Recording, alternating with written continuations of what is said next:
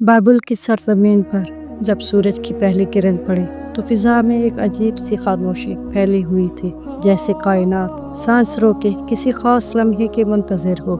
नर्म धुंध के दरमियान जब एक माँ ने अपने नौमौलूद बेटे को सीने से लगाया तो किसी को मालूम न था कि वो बच्चा जिसकी आंखें अभी दुनिया को पहचानने लगी थी, एक दिन इल्म नबूवत और आसमानों के सफर का वो मुसाफिर बनेगा, जिसकी कहानी रहती दुनिया तक सुनाई जाएगी।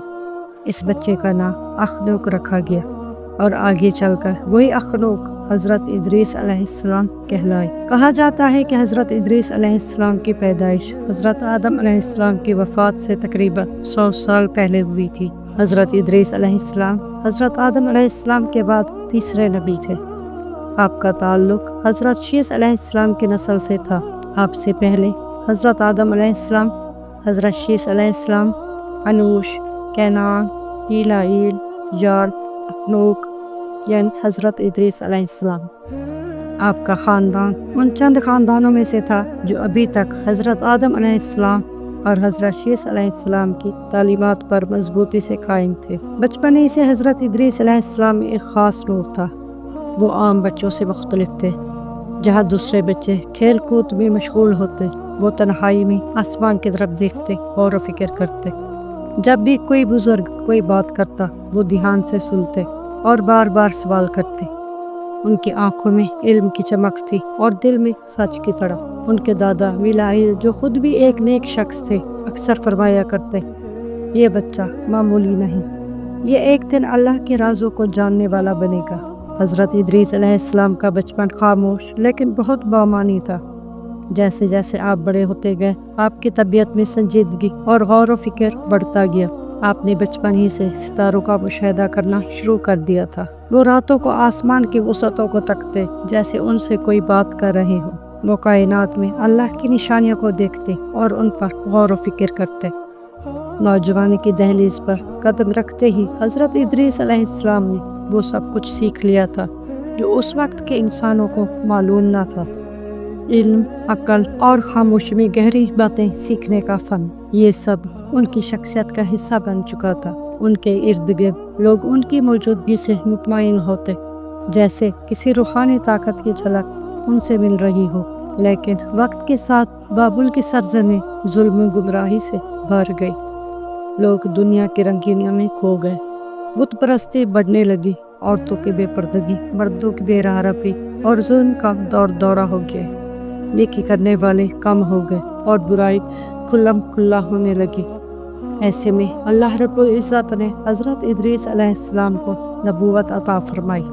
नूर की एक लहर ने आपके दिल को छू लिया और आपको महसूस हुआ कि अब वक्त आ चुका है कि आप जो इल्म रखते हैं उससे कौम को जगाएं। वो कौम जो अंधेरों की तरह गुमराही में भटक रही थी। अल्लाह ताला ने हज़रत इदरीस अलैहिस्सलाम पर 30 सहीफ़े नाजिल फरमाए। ये सहीफ़े इल्म, इखलाक, इबादत और दुनिया आखिरत के तवाज़ुन पर मुश्तमिल थे। हज़रत इदरीस अलैहिस्सलाम ने अपनी कौम को तौहीद की तरफ बुलाया। उन्हें बताया कि सिर्फ अल्लाह ही माबूद है। इंसान को फ़ानी दुनिया के पीछे भागने के बजाय आखिरत की फ़िक्र करनी चाहिए। कुरान मजीद में आपका जिक्र 2 मकामात पर आया है और किताब में इदरीस का जिक्र करो, वो सच्चा नबी था, हमने उसे बुलंद मुकाम अता किए। सूरह मरियम आयत 56-57। और इस्माइल और इदरीस और जुल्कफल को याद करो, ये सब साबिर थे। सूरह अल अंबिया आयत 86। ये आयत इस बात की गवाही देती हैं कि हज़रत इदरीस अलैहिस्सलाम एक सच्चे नबी और अज़ीमुल मर्तबत इंसान थे, जिन्हें अल्लाह ने ख़ास मकाम अता फरमाया। आप दुनिया के पहले इंसान थे जिन्होंने कलम से लिखना सिखाया।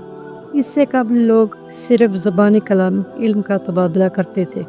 हज़रत इदरीस अलैहिस्सलाम ने न सिर्फ लिखने का तरीका ईजाद किया, बल्कि तहरीर को इल्म की बुनियाद बनाया। आपने इंसान को सितारों की चालें देखकर मौसम का अंदाज़ा लगाना सिखाया, दिन, महीने और साल का हिसाब समझाया। कपड़े बनाना, सुई धागे से सिलाई करना, घोड़ों को सुधारना और उन पर सवारी करना, लोहे के आलात बनाना, दवा और इलाज की इब्तदाई सूरतें सिखाईं। आपके इल्म ने आपको न सिर्फ नबी बल्कि मुफक्किर भी साबित किया। जब हज़रत इदरीस अलैहिस्सलाम ने नबूवत का ऐलान किया تو آپ نے اپنی قوم کو ایک واضح پیغام دیا: اللہ ایک ہے، وہی خالق، مالک اور معبود ہے، اس کے سوا کسی کو عبادت نہ کرو۔ دنیا کی یہ زندگی عارضی ہے، اصل زندگی آخرت کی ہے۔ لیکن افسوس، وقت گزرنے کے ساتھ ساتھ حضرت آدم علیہ السلام کی اولاد دو گروہوں میں بٹ چکی تھی۔ نیک لوگ جو حضرت شیث علیہ السلام اور ان کی اولاد کی پیروی کرتے تھے، گمراہ لوگ جو قابیل کی نسل کی پیروی کرتے، جو دنیا پرستی، حسد، زنا، شراب اور ظلم میں مبتلا تھے۔ کچھ نے بت پرستی بھی شروع کر دی تھی۔ حضرت ادریس علیہ السلام نے ان لوگوں کو بار بار سمجھایا۔ ان کے دلائل نہایت فصیح اور دل کو چھو لینے والے تھے، لیکن اکثر لوگوں نے انکار کر دیا۔ انہوں نے نبی کا مذاق اڑایا، دھمکیاں دی اور جھوٹا کہا۔ جب انکار بڑھتا گیا اور ظلم حد سے بڑھا تو حضرت ادریس علیہ السلام نے اللہ کے حکم سے ہجرت کا فیصلہ کیا۔ آپ نے اپنے ماننے والوں کو ساتھ لیا اور اس سرزمین سے نکلے۔ حضرت ادریس علیہ السلام مصر کی طرف روانہ ہوئے اور دریائے نیل کے کنارے پہنچ کر وہاں نئی زندگی کی بنیاد رکھی۔ آپ نے ایک نیا شہر آباد کیا، وہاں ایک معاشرہ قائم کیا جو علم، عدل، عبادات اور اخوت پر مبنی تھا۔ حضرت ادریس علیہ السلام کی زندگی کا سب سے حیران کن واقعہ آپ کا آسمانوں کی سیر ہے۔ ایک دن حضرت جبرائیل آئے اور حضرت ادریس علیہ السلام کو آسمانوں کی سیر پر لے گئے۔ کچھ روایات کے مطابق آپ چوتھے آسمان پر پہنچے، جہاں فرشتے آپ کے استقبال کو آئے۔